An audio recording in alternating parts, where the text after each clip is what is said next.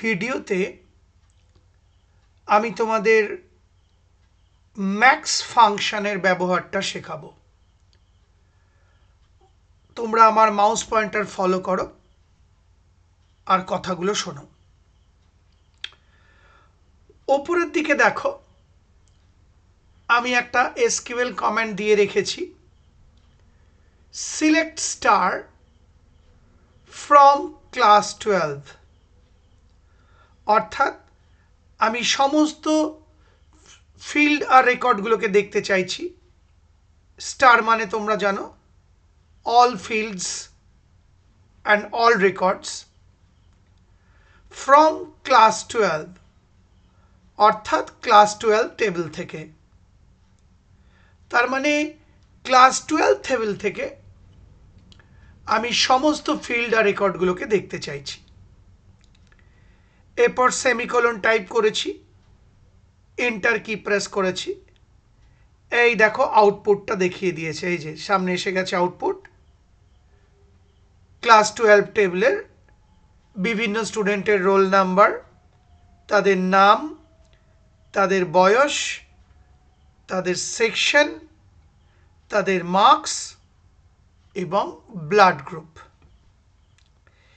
এবার আমি এই যে মার্কস ফিল্ডটা দেখছো বা মার্কস কলামটা দেখছো, এখান থেকে সবচেয়ে বেশি মার্কস যেটা, অর্থাৎ হাইয়েস্ট মার্কস যেটা নির্ণয় করতে চাইছি।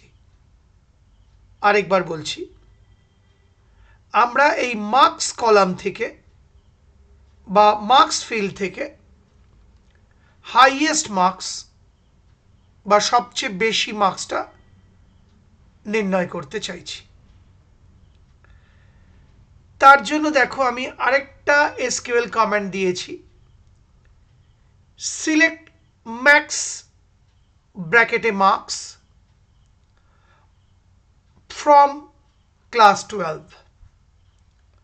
অর্থাৎ আমি ম্যাক্স ফাংশনটা ব্যবহার করছি এবং এই ম্যাক্স ফাংশনটা কি করবে, এই মার্কস কলাম থেকে, অর্থাৎ এই যে মার্কস কলাম বা ফিল্ড, এখান থেকে হাইয়েস্ট মার্কসটা বা সবচেয়ে বড় মার্কসটা নির্ণয় করবে।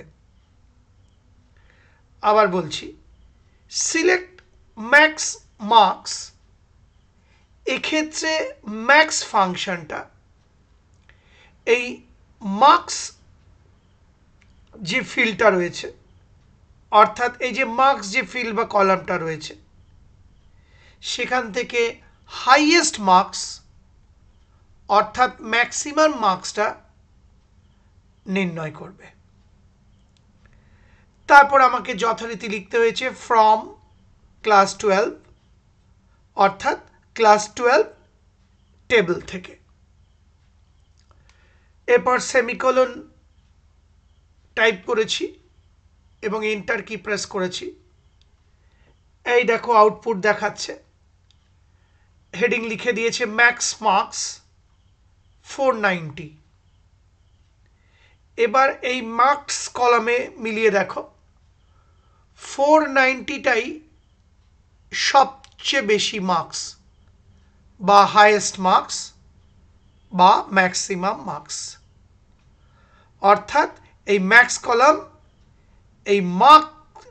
এই ম্যাক্স ফাংশন এই মার্কস কলাম থেকে হাইয়েস্ট ভ্যালুটা অর্থাৎ 490 আমাদেরকে বের করে দিল।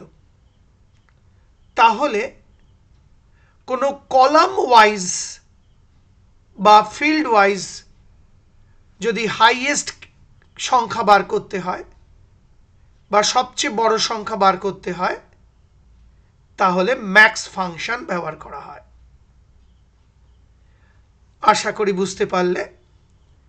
সেই সঙ্গে আমার এই ভিডিওটি, অর্থাৎ ম্যাক্স ফাংশন কিভাবে কাজ করে দেখিয়ে ভিডিওটি শেষ হলো।